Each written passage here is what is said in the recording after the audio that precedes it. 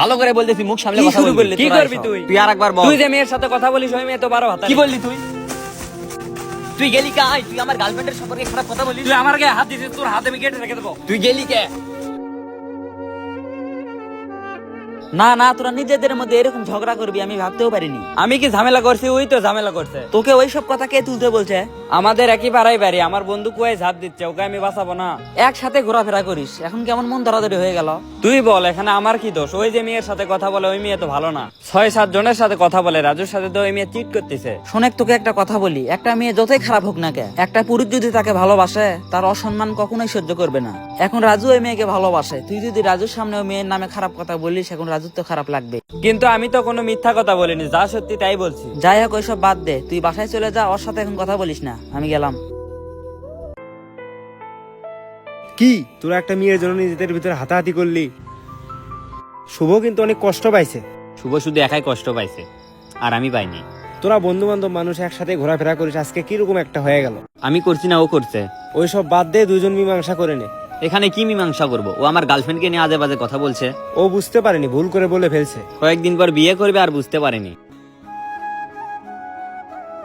থাক, আমি বাসায় গেলাম, আর তুইও যা। সব দোষ তোর, তুই আমাদেরকে ডাকলি আর এরকম ঝামেলা হয়ে গেল। আমি কি তোদের ঝামেলা করার জন্য ডাকছিলাম? তাহলে কি করার জন্য ডাকছিলি? শুক্রবারে আমার দাদার মৃত্যুবার্ষিকী, তোদের দাওয়াত দেওয়ার জন্য ডাকছিলাম। কে জানে যে এরকম ঝামেলা লাগবে। কি দুইজনে মেয়ে এনে ঝামেলা শুরু করে দিছে।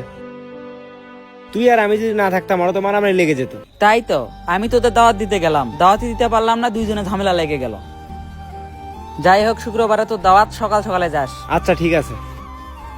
আপনার ভাইকে আমার সম্পর্কে কথা বলতে নিষেধ করবেন। ও আবার কি করলো? আমার গার্লফ্রেন্ডকে নিয়ে আজে বাজে কথা বলে, বলে আমার গার্লফ্রেন্ড নাকি 12 ভাতারি। ও হয়তো বুঝতে পারেনি, আমি ওকে বুঝিয়ে বলবো নি, এটা নিয়ে ঝামেলা করো না। সেটাই, বুঝিয়ে বললেই ভালো। আমার ভালোবাসার মানুষ নিয়ে আজে বাজে কথা বললে আমি কিন্তু ছেড়ে কথা বলবো না। আচ্ছা, আমি বুঝিয়ে বলবো নি। থাকেন। তোর রাজুর সাথে কি হয়েছে? কই কিছু তো হয়নি। রাজু তো তোর নামে অনেক কথাই বললো। শোনেক, সারাদিন একসঙ্গেই থাকিস, মীমাংসা করে নে। আমি তো ওকে শুধু এই কথাই বলছি যে তুই যার সাথে কথা বলিস ওই মেয়ে তেমন ভালো না, ও আমাকে মারতে নেছে। ওর ভালো ও বুঝবে, ওকে নিয়ে কথা বলতে হবে না, যা ভিতরে যা। দাওয়াত দিতে গিয়ে আমি বিপদে পড়ে গেছি। দাওয়াত দিতে যে বিপদে পড়ে গেছিস মানে? আর বলিস না, রাজু, শুভ, বাজিতকে আমি দাওয়াত দেওয়ার জন্য ডাকলাম, দাওয়াত তো দিতে পারিনি, ওরা ঝামেলা শুরু করে দিছে। তোর কথা তো কিছুই বুঝতেছি না।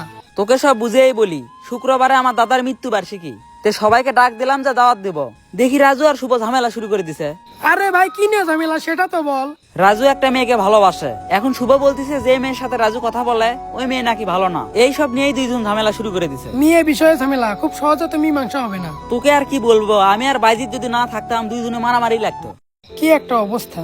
যাই হোক, শুক্রবারে তোদের দাওয়াত, তোদের বাসায় গেছিলাম, দেখলাম তোর আব্বা নাই, তোর আব্বাকে বলে দিস। ঠিক আছে। তোদেরকে যে কারণে ডাকছিলাম, তোরা তো ঝামেলা শুরু করে দিছিস। শুক্রবারে আমার দাদার মৃত্যুবার্ষিকী, তোর দাওয়াত। দাওয়াতে যাবো একটা শর্তে। শর্তে মানে? ওই রাজু যদি দাওয়াতে যায় তাহলে আমি যাব না। কি বলিস এইসব? হ্যাঁ, ওই রাজুকে যদি দাওয়াত দিস তাহলে আমি যাব না। আমার সাপ সাপ কথা, ওই শুভজুল দাওয়াতে যায় তাহলে আমি যাব না। কি তোরা নিজেদের মধ্যে এরকম করতেছিস? ওর সাহস কেমনি হয় আমার গার্লফ্রেন্ডকে নিয়ে আজে বাজে কথা বলা? আরে ভাই, এসব ছোটখাটো বিষয় মনে রাখিস না, শুক্রবারে তোর দাওয়াত, তুই যাস। না না, ও গেলে আমি কিছুতেই যাব না। আমি কাকে ছাড়বা বল? তুই আমার আপন, ও আমার আপন। থাক, গেলাম, শুক্রবারে সকাল সকাল যাস। তুমি থাকতে ওরা ঝামেলা কেমনি করে? ভাই, শুক্রবারে আমার দাদার মৃত্যুবার্ষিকী, এই কারণে ওদেরকে ডাক দিছি, কে জানায় যে ওরা ঝামেলা করবে। ওখানে তো মারামারি হতে নিছিল। হ্যাঁ ভাই। ওদের দিকে একটু খেয়াল রেখো, ওরা যেন আর ঝামেলা না করে। ঠিক আছে ভাই, আর আপনার শুক্রবারে দাওয়াত, আপনি যায়েন। আচ্ছা ঠিক আছে ভাই, আমি গেলাম। যাও। কি বললাম, ওদের দিকে একটু খেয়াল রেখো। হ্যালো। হ্যাঁ বল। তুই কই? আমি তো বাসায়। আমাদের বাড়িতে আসলি না যে? তোকে তো বললাম রাজু আসলে আমি যাব না। পুকুর পাড়ে আমার সাথে দেখা কর। আচ্ছা। হ্যাঁ বল। তুই আমাদের বাড়িতে আসলি না কেন? সবাই আসতিছে। যদি শুভ তোর বাড়িতে আসে তাহলে আমি যাব না, যদি শুভ না আসে তাহলে আমি যাব। আচ্ছা, তুই পুকুর পাড়ে আমার সাথে দেখা কর, আমি যাচ্ছি। আচ্ছা ঠিক আছে। কি রে, কই যাস? আমি একটু আসি, মানুষ আসতেছে, তুই একটু বসতে দে। আচ্ছা ঠিক আছে।